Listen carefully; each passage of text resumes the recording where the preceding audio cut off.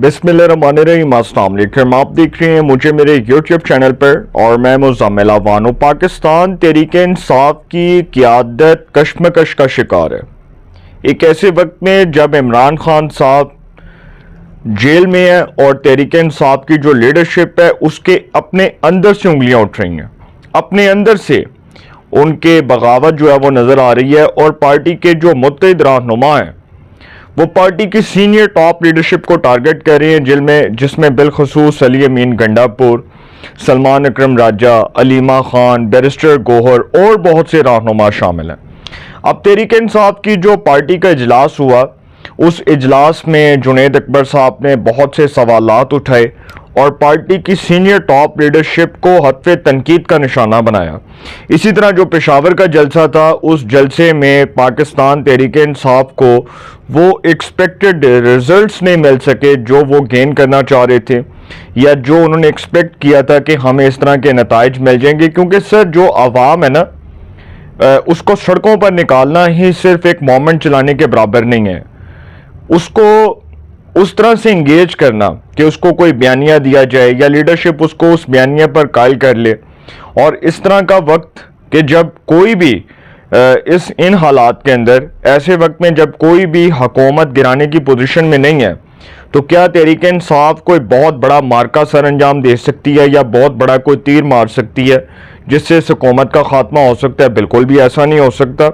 अब इमरान खान साहब से अली अमीन गंडापुर साहब की अडयाला जेल में 2 घंटे तवील मुलाकात, और फिर उस मुलाकात में जो खान साहब ने गंडापुर के ऊपर और दीगर रहनुमाओं के ऊपर अदम एतमाद किया, उसको मीडिया ने जैसे रिपोर्ट किया, जिस तरह मीडिया के ऊपर खबर आई कि जी बैरिस्टर मोहम्मद अली सैफ साहब जो तर्जुमान है केपी गवर्नमेंट के, खैबर पख्तूनख्वा हुकूमत के तर्जुमान है, वो ये कह रहे हैं कि जी खान साहब का बड़ा एतमाद है अली अमीन गंडापुर पर, केपी के हुकूमत के ऊपर।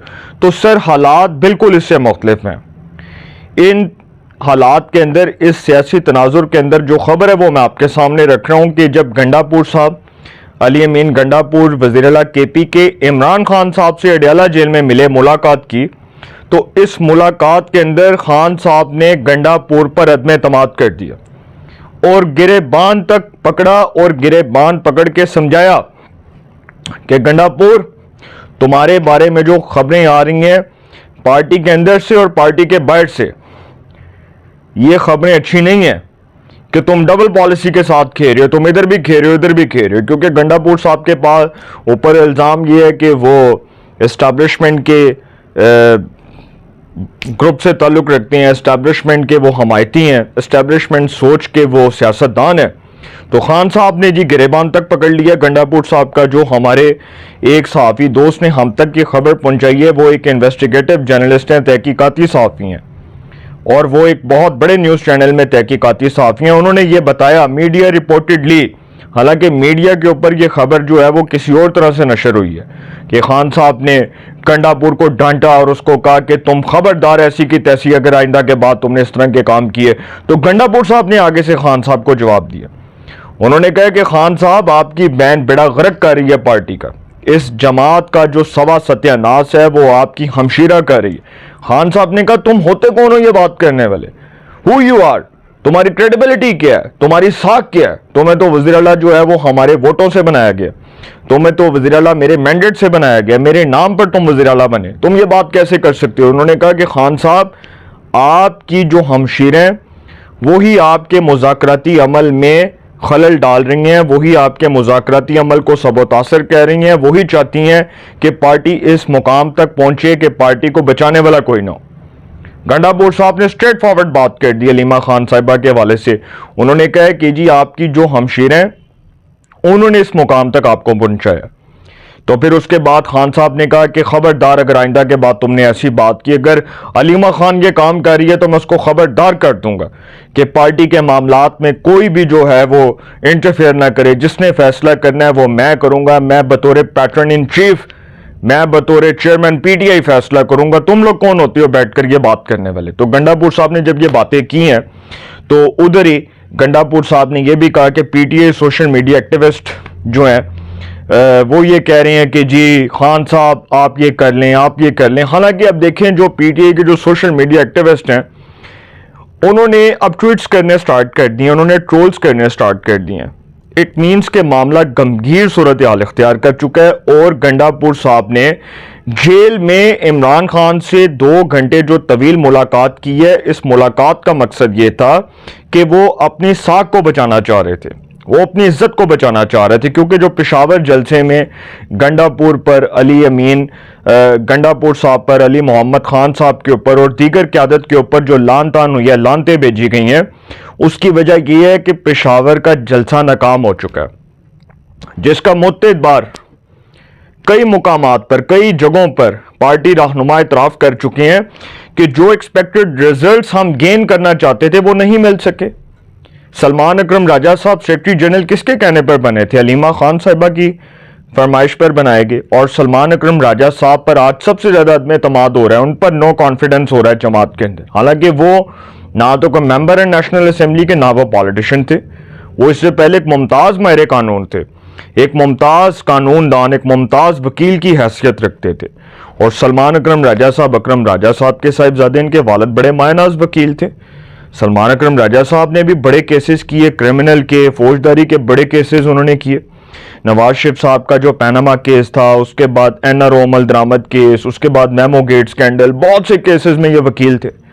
تو اب سلمان اکرم راجہ صاحب اسی جماعت کے سیکرٹری جنرل ہیں, جو اس سے پہلے ایک بڑے مایہ ناز وکیل کے طور پر پہچانے جاتے تھے. پہلے ان کا ظرف کیا تھا, آج ان کا کیا؟ اب ان کا وہ نام نہیں ہے جس طرح ان کا پہلے نام تھا. تو اسی طرح بہت سے معاملات خراب ہو گئے.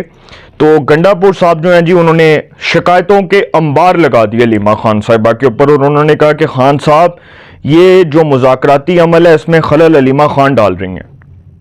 علیمہ خان صاحبہ نے یہ سارا کچھ کیا. ایون کہ گنڈاپور صاحب نے ایک ویڈیو پیغام جو ہے جاری کیا ہے, وہ بڑا ہی ڈیمیجنگ ہے, بہت الارمنگ ہے تحریک انصاف کے لیے.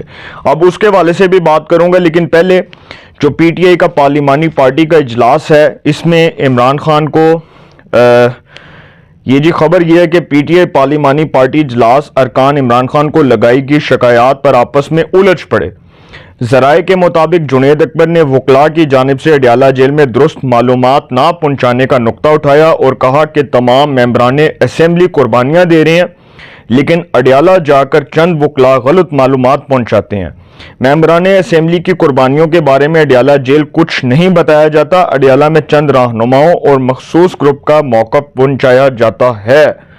وہ کہہ رہے ہیں کہ مخصوص لوگوں کو اڈیالہ جیل بھجوایا جاتا ہے, انہی کا موقف پہنچایا جاتا ہے. خان صاحب تک جو معلومات کی رسائی ہے وہ درست نہیں ہے.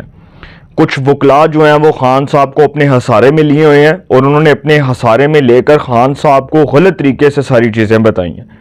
وہ ٹریپ کر رہے ہیں خان صاحب کو. یہ بہت سی باتیں گنڈاپور کہہ رہے ہیں, جنید اکبر کہہ رہے ہیں. پھر وہ کہتے ہیں کہ مخصوص گروپ جو ہے وہ پارٹی پر قابض ہے, اس کی اجارہ داری قائم ہے.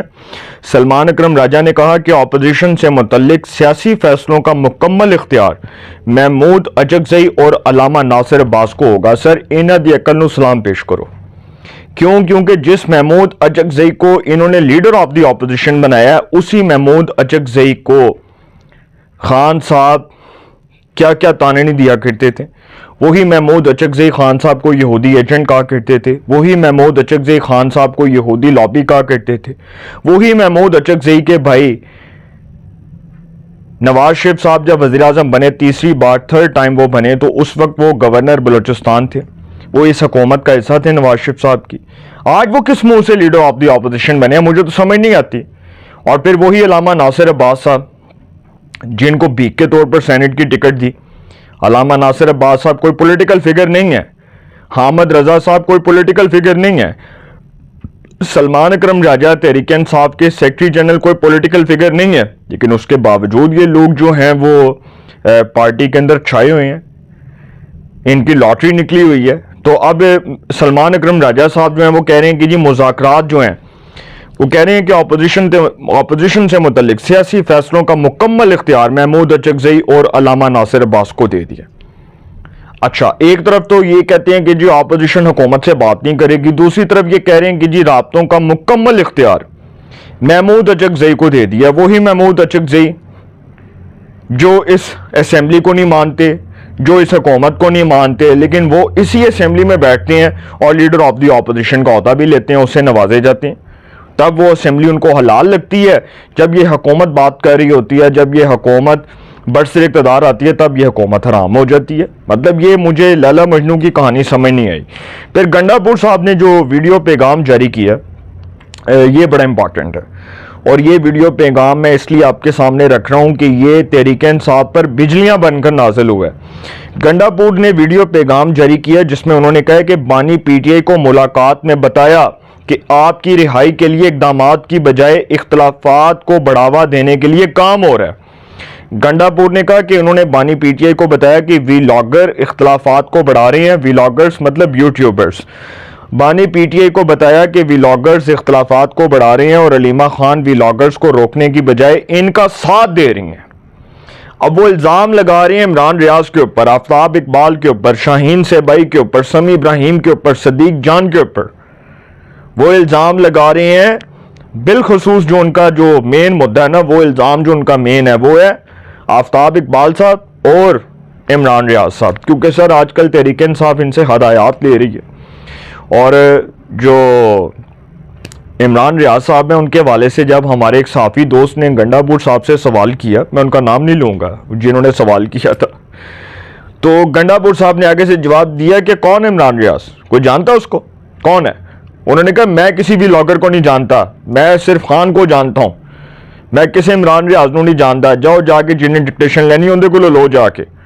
تو وہ صحافی صاحب نے جب سوال کیا تو وہ آگے سے خاموش ہو گئے، کیونکہ ظاہری بات ہے کہ جب گنڈا پور صاحب نے اتنی عزت سے عمران ریاض کا نام لیا ہے تو پھر بات ختم ہو جاتی ہے۔ تو پھر انہوں نے کہا کہ بانی پی ٹی آئی کو یہ بھی بتایا ہے، گنڈا پور کہہ رہے ہیں کہ بانی پی ٹی آئی کو یہ بھی بتایا کہ حفیظ اللہ نیازی جو ہمارے استاد محترم ہیں وہ آرٹیکل لکھ رہے ہیں جس میں علیمہ خان کے نام کے ساتھ وزیر اعظم اور چیئرپرسن لکھا جا رہا ہے۔ مہم چلائی جا رہی ہے کہ علیمہ خان کو پارٹی کا چیئرپرسن بنایا جائے گا، پارٹی میں گروپ بندیاں کی جا رہی ہیں اور اپنے مفادات حاصل کیے جا رہے ہیں۔ جو حقیقت تھی وہ بانی پی ٹی آئی کو بیان کر دی ہے، اس طرح پارٹی کو نقصان ہو رہا ہے۔ بانی پی ٹی آئی کو بتایا اگر بجٹ پیش نہ کرتے تو ہم قانونی طور پر نااہل ہو جاتے اور حکومت ختم ہو جاتی ہے۔ کون کہہ رہے ہیں؟ گنڈا پور صاحب، کہ اگر ہم بجٹ پیش نہ کرتے تو ہماری کے پی کے گورنمنٹ ختم ہو جاتی، ڈیفینیٹلی ہو جاتی، کیونکہ پھر آپ کے پاس اکثریت نہیں ہونی تھی، پھر اپوزیشن نے عدم اعتماد کے ذریعے حکومت بنا لینی تھی۔ تو اب گنڈا پور صاحب کو ڈر یہ لاحق ہو گیا ہے کہ جو حفیظ اللہ نیازی ہمارے استاد محترم بیرسٹر حسان نیازی کے والد، سینئر صحافی، سینئر تجزیہ نگار، جنہوں نے کالم لکھا تھا کہ جانشین کون علیمہ خان یا پارٹی کے اندر کوئی بھی جانشین عمران خان کون ہوگا، تو اس میں انہوں نے یہ بتایا تھا کہ علیمہ خان صاحبہ کو پارٹی میں آگے لانے کے لیے کام سٹارٹ ہو چکا ہے۔ اب وہ گنڈا پور صاحب کو ڈر یہ لاحق ہو گیا کہ اگر علیمہ خان چیئرپرسن بن گئی پاکستان تحریک انصاف کی تو میں تے فارغ۔ تو گنڈا پور صاحب کو یہ بھی بتایا کہ خان صاحب نے جو جیل میں ان کا گریبان پکڑا ہے، بات گریبان پکڑنے تک آ گئی ہے، گریبان کو ہاتھ ڈالنے تک بات آ گئی ہے۔ اٹ مینز کہ پروگرام تو وڑنے جا رہا ہے۔ مختاریہ گل ود گئی ہے، گنڈا پور دسدا نہیں پیا۔ بات یہ ہے کہ بات گریبان تک جب آ گئی ہے، گریبان چاک کرنے تک آ گئی ہے، تو سر معاملات بڑے گمگیر ہیں۔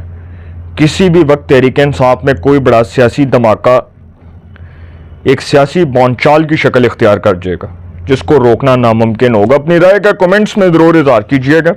انشاءاللہ ایک نئے سیگمنٹ کے ساتھ پھر ملاقات ہوگی۔ آپ اپنا بہت خیال رکھیے گا۔ آل آنے کے بعد